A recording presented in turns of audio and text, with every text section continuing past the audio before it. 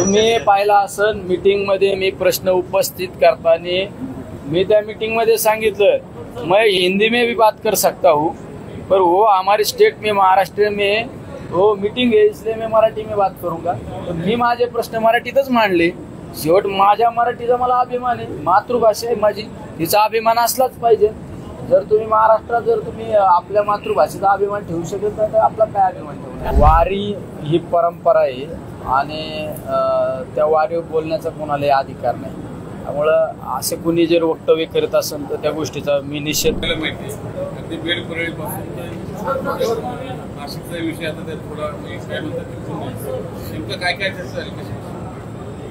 माझ्या मतदारसंघातील अनेक प्रश्न होते। सगळ्यात महत्त्वाचा जो प्रश्न होता म्हणजे नगर ते पुणा इंटरसिटी झाली पाहिजे। त्या इंटरसिटीचा फायदा निश्चित नगर आणि पुण्यातील जे व्यावसायिक लोक आहे जे नोकरी निमित्ताने नगर किंवा पुणा या ठिकाणी नोकरी करतात त्यांना त्या ठिकाणी त्याचा फायदा होईल। दुसरा काही संभाजीनगर ते देवगड ते शनी शिंगणापूर आणि शनी शिंगणापूर ते नगर ते गणपती रांजणगाव शिक्रापूर ते पुणा या रेल्वेची मागणी केली आणि त्याबाबत मंजुरी पण देण्यात आलेली आहे। पण तो ज्या पद्धतीने ते कार्यान्वित होणं अपेक्षित आहे त्याची जी फास्ट प्रोसेस होणे अपेक्षित आहे DPR वगैरे त्याची तात्काळ मी मागणी केली आणि लवकरात लवकर तो प्रश्न मार्गी लागला पाहिजे। दुसरा माझा बीड परळी नगर ह्या रेल्वेची बाबत एक चर्चा त्या ठिकाणी झाली।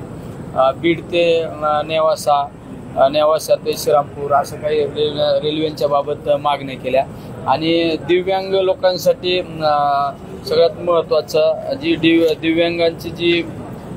दिव्यांगांसाठी महत्त्वाचं UDID ते पासेसचा मधल्या कालखंडामध्ये बंद झाले, ते पासेस पूर्वस्था चालू झाले पाहिजेत।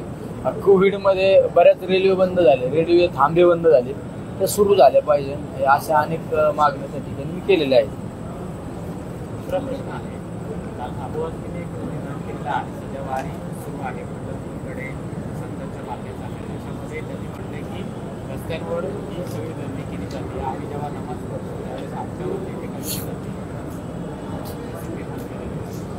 वारी ही परंपरा आहे आणि त्या वारीवर बोलण्याचा कोणालाही अधिकार नाही। त्यामुळं असे कुणी जर वक्तव्य करत असेल तर त्या गोष्टीचा मी निषेध करतो। हे महाराष्ट्रातील हे आध्यात्मिक वारसा आहे। वारकरी संप्रदायांचा हा सण उत्सव असतो, त्यामध्ये असंख्य माझ्या महाराष्ट्रातील नव्हे महाराष्ट्राच्या बाहेर सुद्धा भोळे भाबडे शेतकरी बांधव माझे भाविक भक्त पंढरीच्या पांडुरंगाच्या भेटीला येत असतात। त्यामुळे त्यांच्या बोलण्याचा कोणाला अधिकार नाही। असं कुणी जर बोलत असेल तर मी अखंड वारकऱ्यांच्या वतीने त्यांचा त्या ठिकाणी निषेध करतो।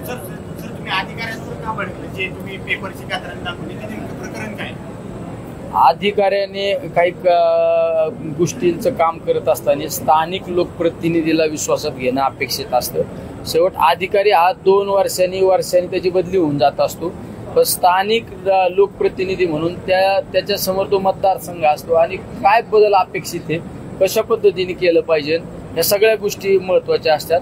आणि जर तुम्ही लोकप्रतिनिधीची जर संवाद साधला नाही तर तो निश्चित त्याचं नुकसान होत असतं आणि असा संवाद योग्य वेळी साधला जात नाही म्हणून मी अधिकाऱ्यांशी चर्चा केली। काही अधिकाऱ्यांच्या बाबत मी ज्यांचा आणि कुठला संबंध नाही अशा काही लोकांकडे सुद्धा मी डॉक्युमेंट पाहिले। थोडक्यात आता मी आमच्या नगर ते पुणा संभाजीनगर जी DPR ची मागणी केली त्यामध्ये मी काही स्टेशन सुचवलेले आहे। त्यामध्ये माझा सुप्यामध्ये माल धक्का कारण औद्योगिकरण आहे आणि एक अद्ययावत रेल्वे स्टेशन झालं पाहिजे ही मागणी केलेली। या मागण्या आम्हाला जर योग्य वेळी जर माहिती मिळाली तर आम्ही संबंधित मंत्री महोदयांशी चर्चा करून त्यावरती मार्ग काढू शकतो।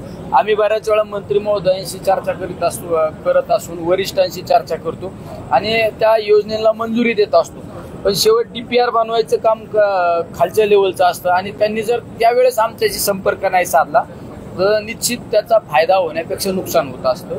त्यामुळं या गोष्टींची मागणी केली आणि ते वेळेत मिळत नाही म्हणून मी अधिकाऱ्यांना सुचवलं की तुम्ही केंद्राच्या निगडीत हे डिपार्टमेंट आहे आमच्याशी निगडीत डिपार्टमेंट आहे. तुम्ही आमच्या त्या भागातील लोकप्रतिनिधींची योग्य वेळी सुसंवाद साधला पाहिजे, नाही तर आम्ही तुमच्या लेखी करू. हा सुद्धा त्यांना एक विनंतीवाचा दम सुद्धा भरण्यात आलेला आहे. मराठी भाषेवर जे हिंदीची सक्ती केली जाते त्याच्यामध्ये संदीप देशपांडे जे पक्षाचे नेते आहेत त्यांनी असं म्हटलं की सरकारमध्ये 60 वर्ष बसलेले आहेत, त्याच्यामुळे मराठी माणसाला स्वातंत्र्य अशा पद्धतीची वागणूक होते. हिंदी भाषा असेल किंवा मराठी भाषा लागते. काय वाटतं? तुम्ही पाहिला असन मीटिंगमध्ये मी प्रश्न उपस्थित करताना मी त्या मीटिंगमध्ये सांगितलं मैं हिंदी में भी बात कर सकता हूँ, पर वो हमारे स्टेट में महाराष्ट्र में वो मीटिंग है इसलिए मैं मराठी में बात करूँगा. तर मी माझे प्रश्न मराठीतच मांडले. शेवट माझ्या मराठीचा मला अभिमान आहे, मातृभाषा आहे माझी, तिचा अभिमान असलाच पाहिजे. जर तुम्ही महाराष्ट्रात जर तुम्ही आपल्या मातृभाषेचा अभिमान ठेवू शकत नाही तर आपला काय अभिमान ठेवणार. संदीप देशपांडेंनी वापरलेला नाही, मला त्या गोष्टीची माहिती नाही. मी माहिती घेतो, संदीप देशपांडे साहेबांची माहिती घेतो आणि त्यावेळेस तुमच्यासमोर नाही.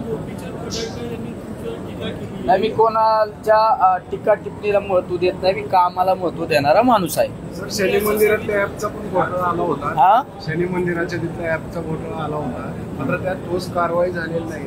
शनी मंदिराच्या ऍपच्या घोटाळ्याच्या बाबत मी काही त्या भागातील काही पत्रकार मंडळी असू किंवा त्या भागातील काही तज्ज्ञ लोकांना, सामाजिक काम करणाऱ्या लोकांना जी माहिती ती माहिती मी संकलित करतोय आणि संकलित करून लवकरात लवकर त्याबाबत मी त्या संबंधित लोकांवर कठोरात कठोर कारवाई झाली पाहिजे, गुन्हा दाखल झाला पाहिजे, त्याबाबत मी मागणी करणार आहे आणि मी लक्ष पण घालणार आहोत. सर, तिथले मुस्लिम कर्मचाऱ्यांना हटवण्यात आले, त्याच्यावरून बरेच प्रश्न उपस्थित केले जातात.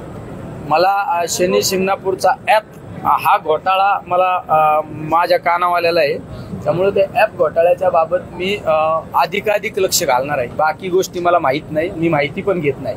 शनी शिंगणापूर आता तुम्ही ऍपचा घोटाळा काढला, एकीकडे तिथं मुस्लिम कामगार काढून टाकले पोलरायझेशनसाठी आणि ते ऍपच्या घोटाळ्यात सगळे तिथले सामील येतात.